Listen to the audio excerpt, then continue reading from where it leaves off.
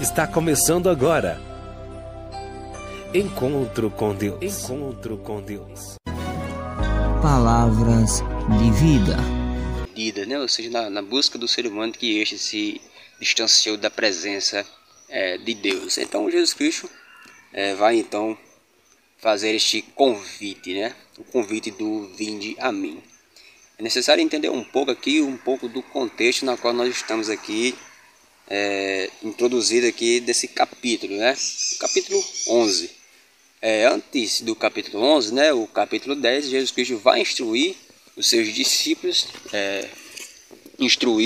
para que estes então pudessem pregar a mensagem do reino de Deus, né? Então Deus vai instruir os 12 apóstolos para que eles pudessem então pregar para o povo de Israel, né? O arrependimento, a mensagem de salvação. Então Jesus Cristo capacita eles, né? Lhes dá também poder e autoridade para poder expulsar demônios, realizar curas, prodígios e milagres, para poder dar provas suficientes de que o reino já estivera sido inaugurado, né? Então, mais à frente, né? Após os discípulos ter saído para poder pegar a mensagem especificamente para a nação de Israel, Jesus Cristo sai à parte, então começa a dizer às turbas, né? Vinde a mim todos os que estáis cansados e oprimidos. Então Jesus Cristo se expressa dessa maneira, fazendo um convite, né? E este convite, será que foi especificamente, né, para uma pessoa? Será que foi só apenas para uma única pessoa? Claro que não, até porque a Bíblia diz que todos nós estávamos destituídos, né? Ou seja, estávamos longe, né, da presença de Deus, da sua glória, né? Então o texto aqui, o convite de Jesus não é apenas para uma única pessoa especificamente, né? Mas é para todas as pessoas. Resumindo, o convite de Jesus é um convite, portanto, universal. É para todas as pessoas, está disponível para todas as pessoas esse convite da pessoa de Jesus.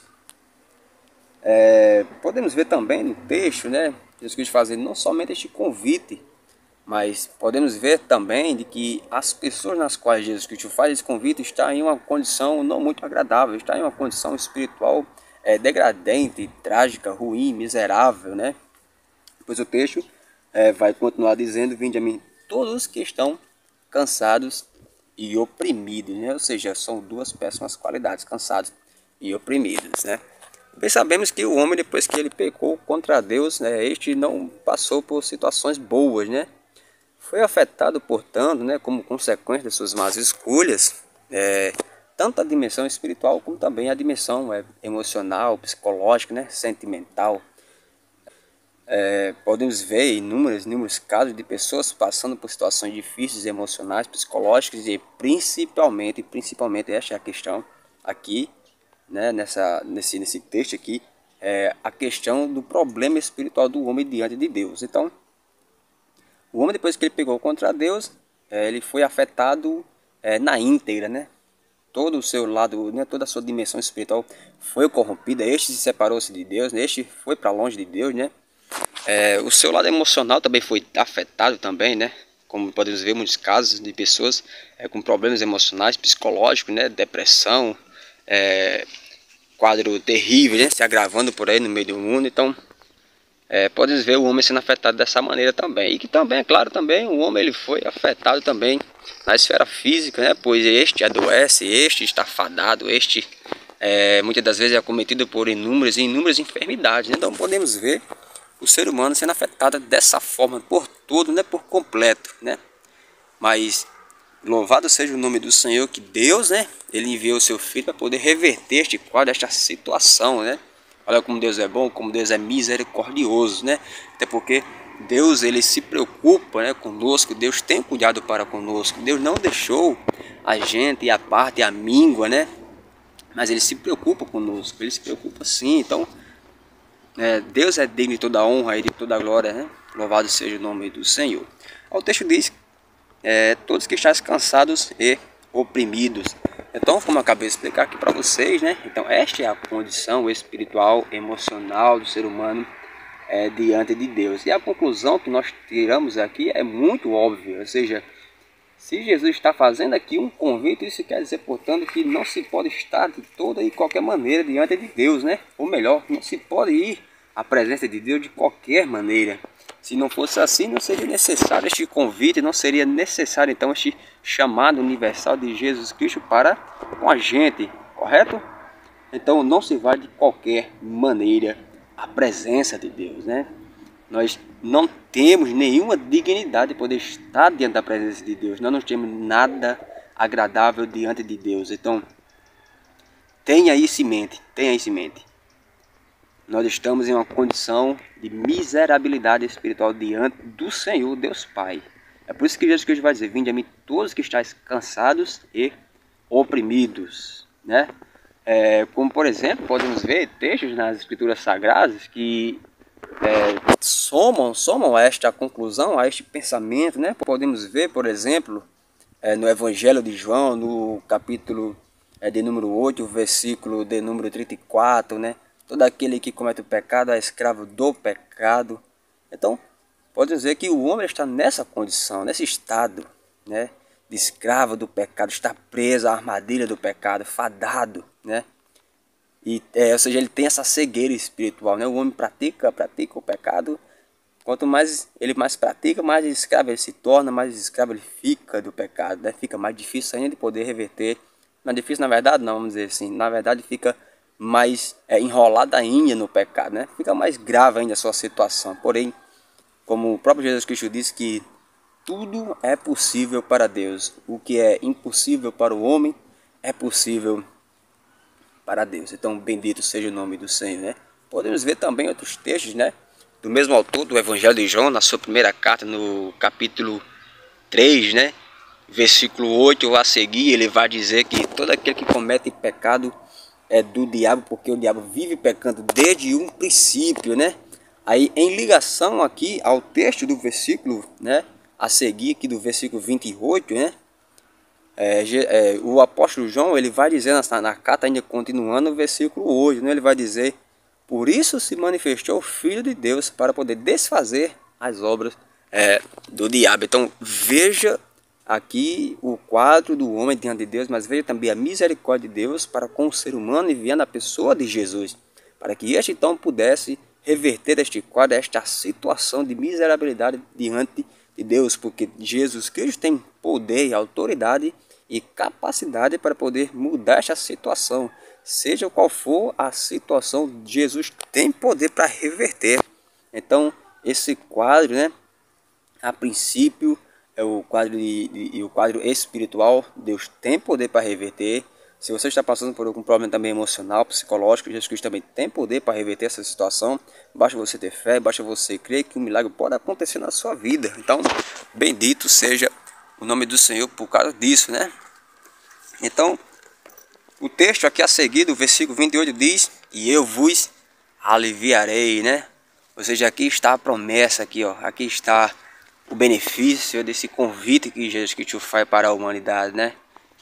Ele traz a promessa aqui do alívio, né? Como disse também João, continuando aqui no versículo 8 da sua primeira carta, no capítulo 3, né? Por isso se manifestou o Filho de Deus, para poder desfazer as obras do diabo. Então veja aqui Jesus Cristo, aqui no versículo 28, capítulo 11 do Evangelho de Mateus, dizendo: e eu vos aliviarei, né? Ou seja, ele está prometendo que vai nos aliviar, nos dar um descanso, paz espiritual, paz emocional, psicológica, né?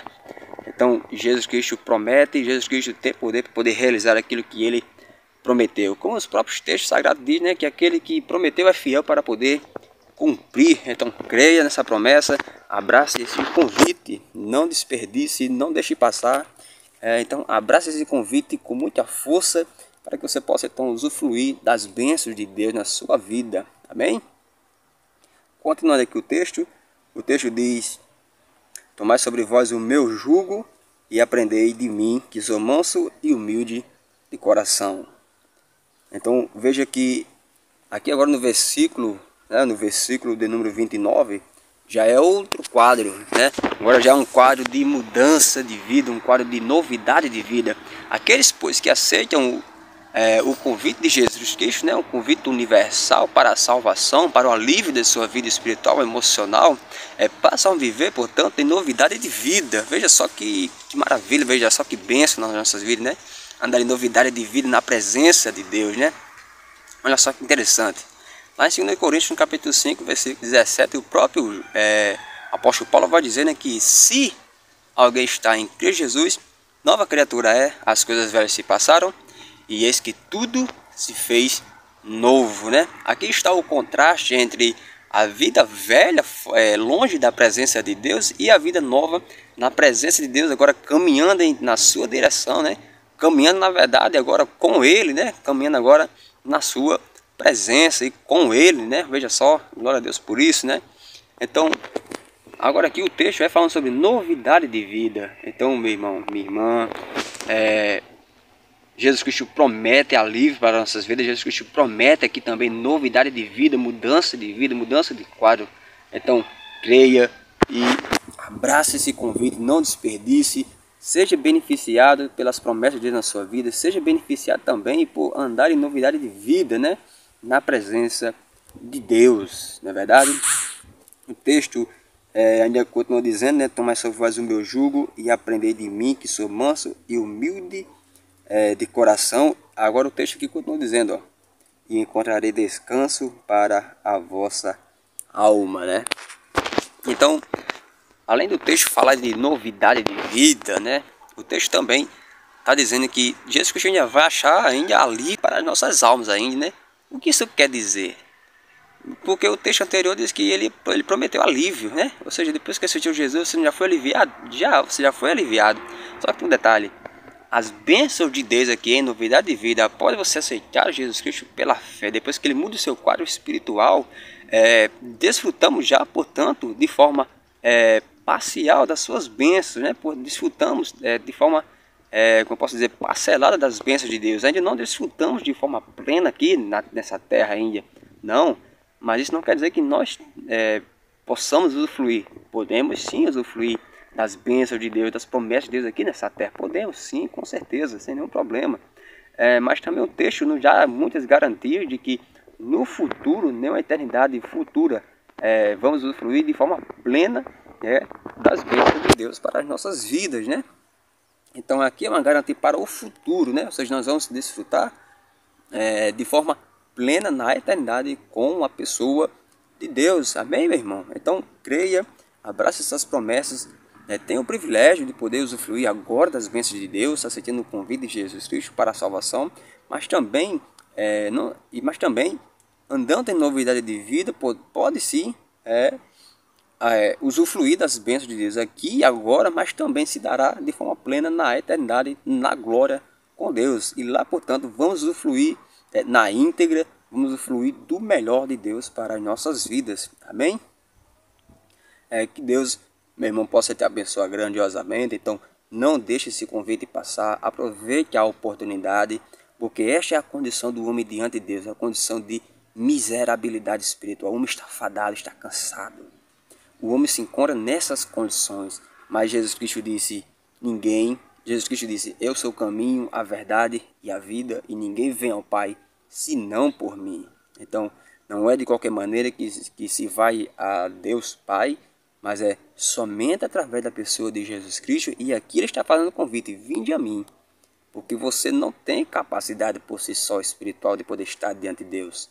Somente Jesus que tem a capacidade e pode mudar essa sua situação e levar você de retorno à presença do Pai. Amém? E lá então desfrutar de forma, como é que eu posso dizer, parcial, desfrutar de forma parcial das bênçãos de Deus na sua presença, mas também de ter a garantia de usufruir no futuro, né, na eternidade com Deus de forma plena dessas bênçãos espirituais.